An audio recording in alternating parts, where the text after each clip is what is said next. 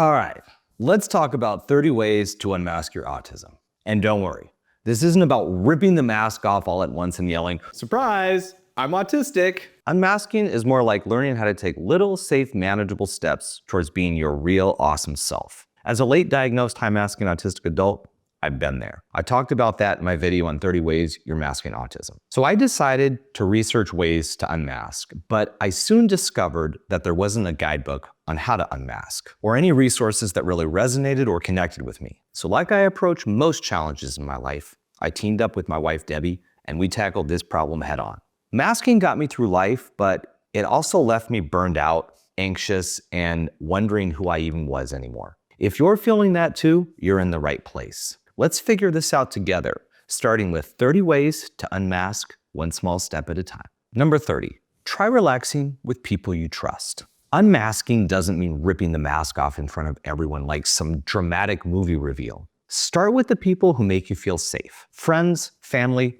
or even your cat. Trust me, your cat's not gonna care. For instance, stimming in front of them or pacing while you talk rather than sitting down. Or jumping a couple of times when you just need to release that energy. Just so you know, I like to wiggle waggle a little bit when I'm excited.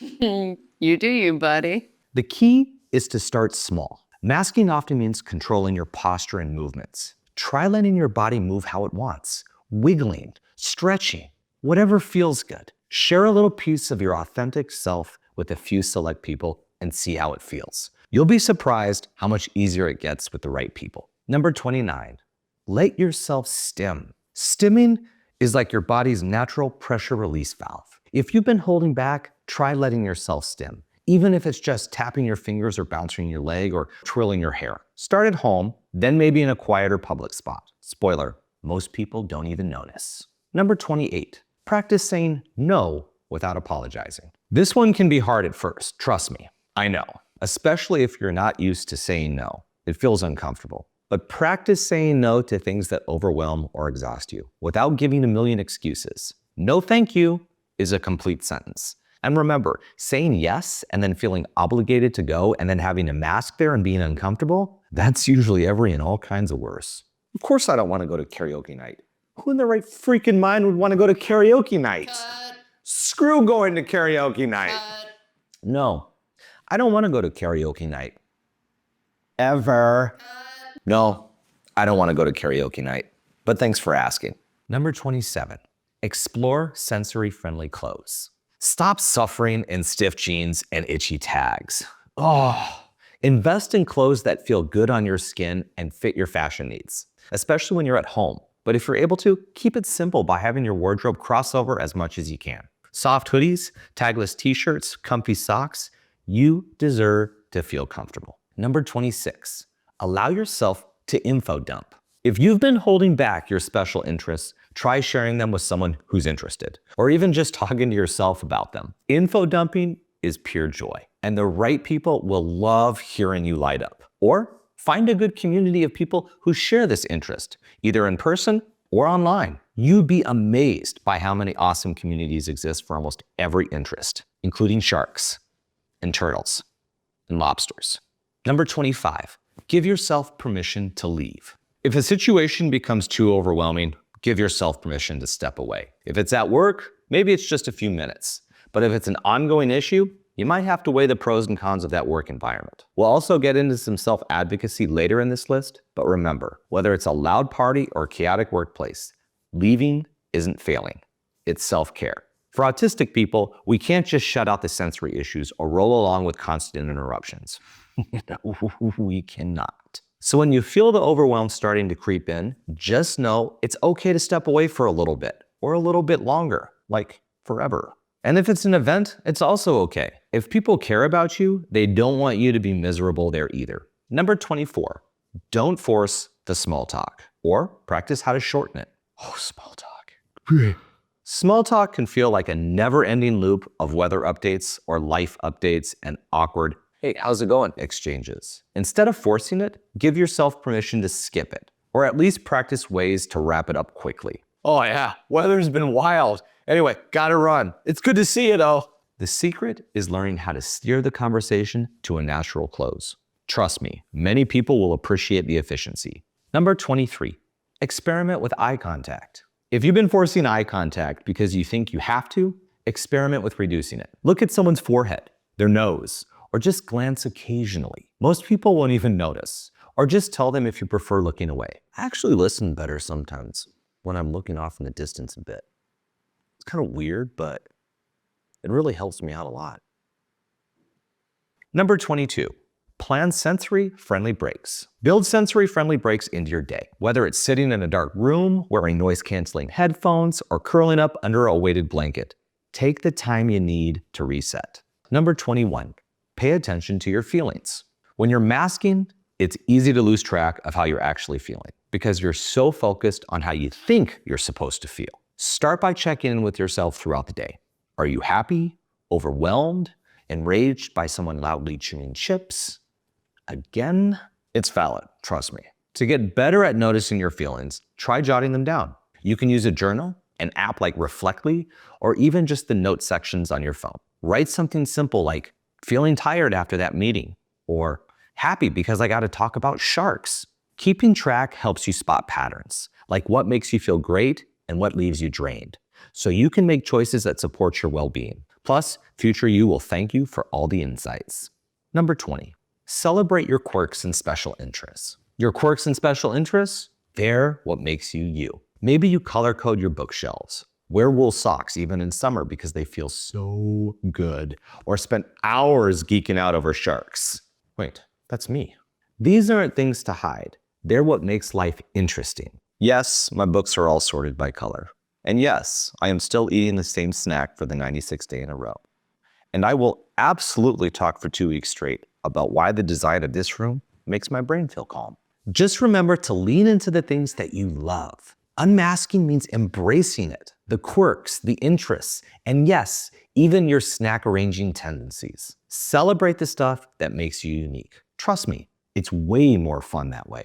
Number 19, practice saying what you mean. Instead of masking with polite maybes or I'll think about it, try being direct. It might feel scary at first, but clarity is a gift for you and the other person. If it's longer feedback or something where you're being direct, consider practicing it or providing context. For example, at work, when I need to give someone feedback, I do a couple of things. First, I tell them why I'm giving direct feedback. As a supervisor, it's because I value that person and want to see them improve and continue in our company. Second, I want them to know that if there is an issue, it'll be addressed, which also means that if they're doing great, we'll let them know that too, but they don't need to stress otherwise. Third, I give them tools for support to improve. At our company, we're not usually asking someone to do something all on their own.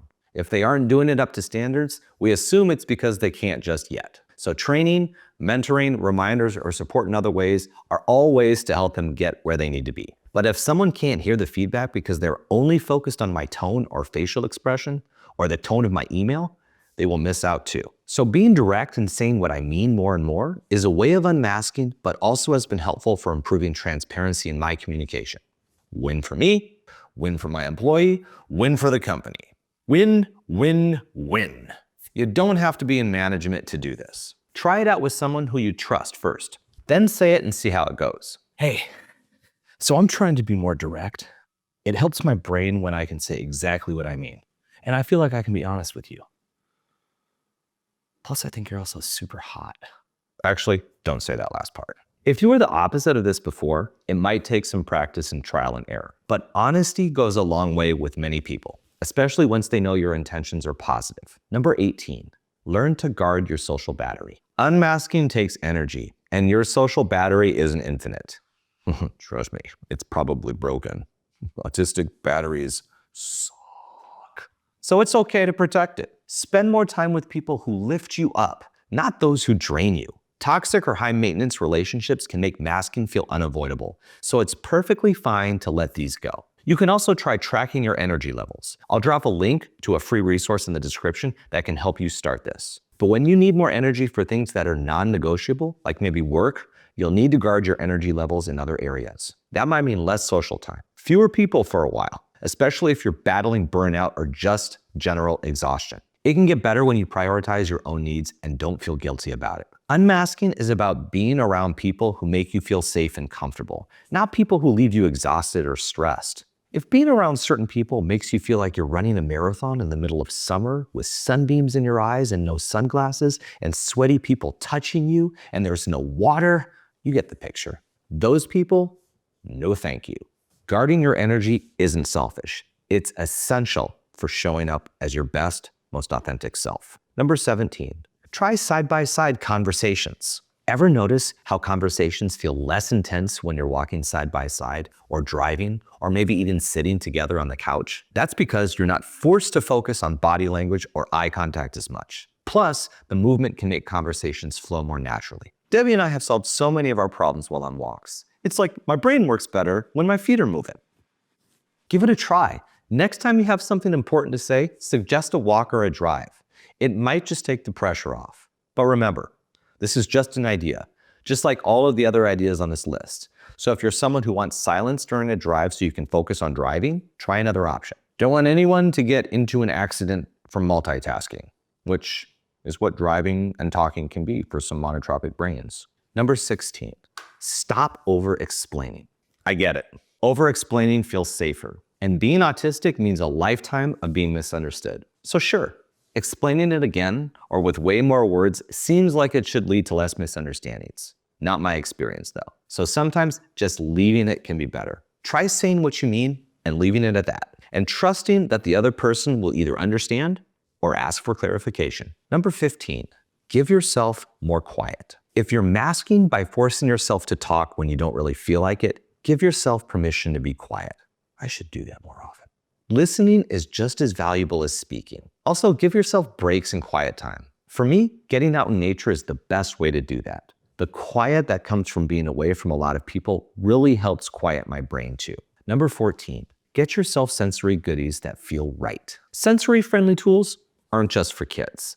They're for anyone who likes feeling less like a frazzled noodle and more like a relaxed human being. Figure out your own sensory preferences and build a toolkit of things good for you. This might mean treating yourself to noise-canceling headphones, weighted blankets, sunglasses, fidget toys, or a soft, cozy hoodie.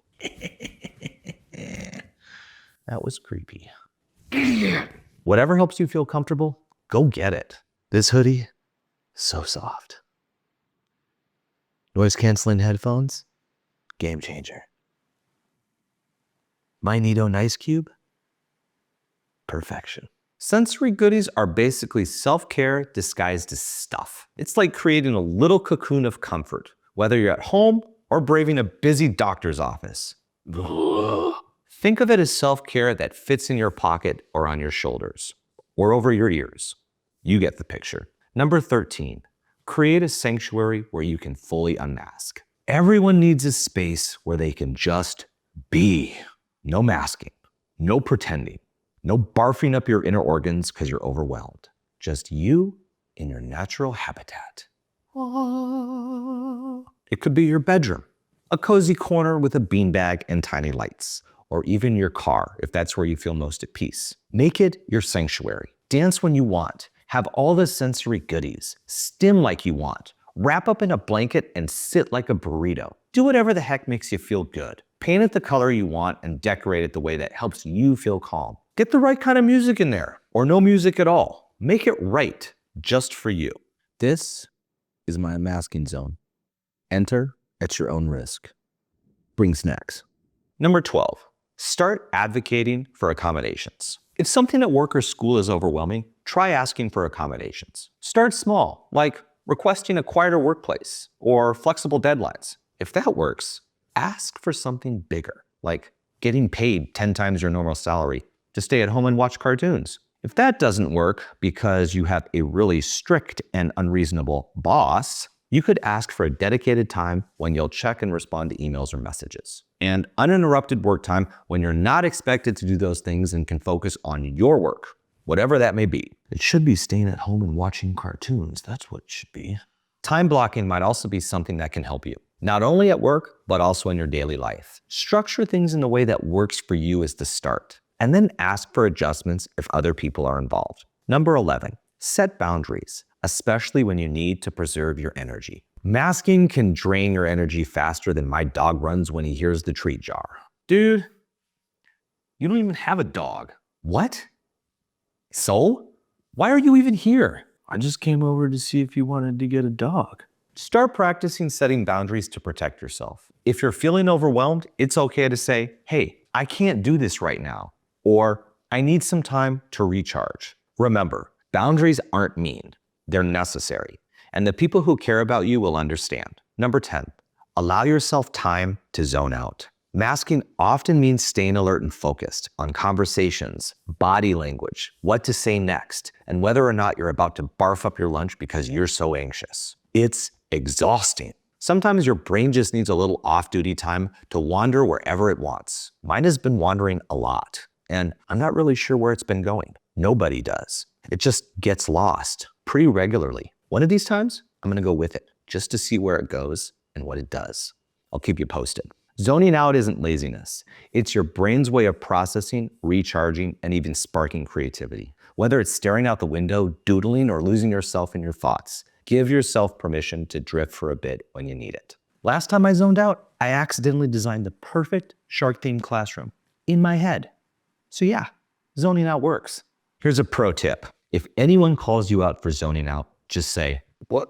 Oh, just brainstorming some brilliant ideas. because honestly, you probably were. Letting your mind wander is like a mini vacation for your brain, and we all need that sometimes. Number 9, practice saying, I need a minute, because processing takes time. Masking often means pretending we're keeping up with everything in real time.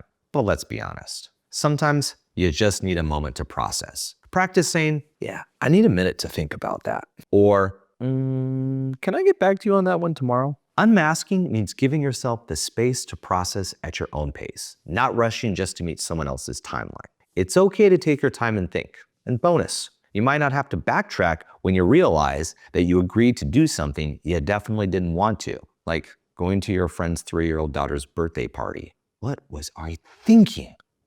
Idiot. Number 8, ask for one-on-one time when you need it. Group conversations can feel like sensory overload. Multiple voices, quick topic changes, and the pressure to jump in at the right moment. If that sounds stressful, try asking for one-on-one time with people instead. One-on-one conversations let you focus, process at your own pace, and connect more deeply without the overwhelm. It's okay to say what works best for you. Hey, I'd love to catch up sometime, just the two of us. Group settings can be a little bit hectic for me at times. Number 7, challenge yourself to ruminate less. Masking often leaves us replaying conversations on a never-ending loop, wondering, did I say something weird? Did they think I was rude? Here's the thing. Most people aren't analyzing your every word or thinking about that time you said that thing 15 years ago. That's been haunting your dreams ever since. Try to catch yourself when you start ruminating and remind yourself, no. I did my best. It's over. Moving on, that's enough. I'll admit, this is easier said than done. But here's a pro tip. Distracting yourself with a favorite activity can help break the cycle. Number 6, practice making decisions that feel right for you. Masking often means going along with what everyone else wants, even when it's not what you actually need. Start making choices based on what you want, whether it's picking the restaurant, deciding what to watch, or choosing where to spend your vacation. Like saying you want to go to a place where you can hike and the temperatures are cool. Otherwise, you might say, yeah, whatever you want. And then you end up on a tropical island when you burn easily and you hate the heat. Then you hide in the AC the whole time, worried about getting stung by a jellyfish. The point is, it's not selfish to prioritize your own preferences. It's self-care. The more you practice, the easier it gets. And you'll find it's much less stressful to make decisions that feel right for you. If someone else is involved, like a spouse, like Debby, being upfront can help take guesswork out of it and make decision-making more balanced, which will feel good for both of you. Number 5, recognize when you're masking. This one's hard. One of the most important steps in unmasking is realizing when you're actually masking. It sounds obvious, but after years or decades of doing it automatically, it can be really hard to notice. Start by paying attention to moments when you feel drained or on edge. Recognizing when you're masking lets you pause and ask yourself, is this necessary right now? Can I let my guard down just a little bit? The more you notice, the more you can choose when and how to unmask. It's all about self-awareness and giving yourself options. Number 4, accept that your social circle might get smaller. Here's the truth. When you start unmasking, your social circle might shrink. And that's not a bad thing. Think about it. The fewer people you have to mask around, the more energy you'll have for the ones who really matter. For me, I used to hang out with probably 15 or 20 people in my younger, more highly masked days. I also spent all day with colleagues and a growing staff, where I was masking almost all the time. But now, I'm happy spending my free time with just a handful of people, like 5. But honestly, those 5 are my people. And none of them care if I stim during dinner, or cancel plans last minute because I'm exhausted, or need them to come to me rather than going out to them. They get it. And it feels good to have a small core group. Focus on the people where you can be yourself. Even if that circle is small, it'll feel way bigger than it used to. Number 3, communicate your needs clearly and directly. One of the hardest parts of masking is feeling like you can't ask for what you really need. But here's the thing. Unmasking means getting comfortable with speaking up, whether it's asking for a quiet space, more time to process, or a sensory-friendly environment. Hey, Debbie, I can't go to that dinner tonight. I just can't do it. Too many people. But if you want to go, that's fine. Are you sure? What are you going to do by yourself? Actually, I'm pretty excited to just hang out by myself and watch some nature shows. If I'm hungry, I'll make myself a sandwich. Okay. So you're sure you don't want me to stay with you? No. You go and have fun. I'll be fine. Okay, just message me if you need anything. It might feel scary at first, but the more you practice, the easier it gets. Start small, like asking for a friend to dim a light or requesting a break during a meeting. Over time, you'll build the confidence to advocate for yourself in bigger ways, and other people who care will learn your boundaries better too. Always remember, asking for what you need doesn't make you difficult. It makes you brave. The right people will appreciate your honesty and want to support you. Number 2, embrace the awkward moments. Unmasking is messy. And guess what? Awkward moments are part of the process. Maybe you let yourself stim at a meeting and someone gives you a weird look. Or you finally said, I don't know, instead of faking confidence and the other person looked more confused than you. Awkward happens, and that's okay.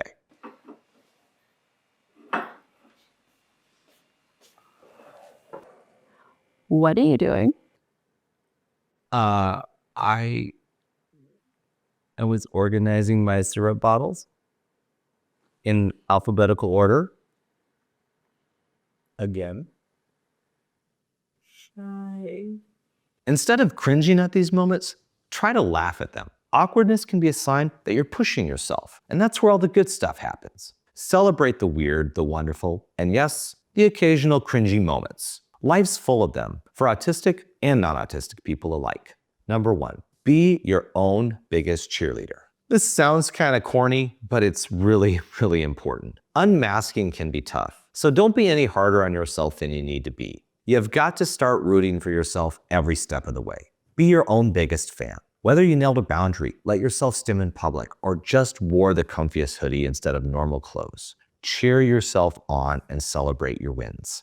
Life's hard enough without being your own critic. So every time you take a step forward unmasking, no matter how small, give yourself a mental high five, or a real one. Whatever works. So there you have it, 30 ways to start unmasking your autism. Which of these feels most doable for you? Let me know in the comments. And remember, unmasking is a journey, not a race. I'm rooting for you. Yeah, I wouldn't do well talking and driving. I would probably run into a tree, or a fence, or a barn, or the ocean. That would be awkward. That would be embarrassing. Who runs into the ocean? Idiot.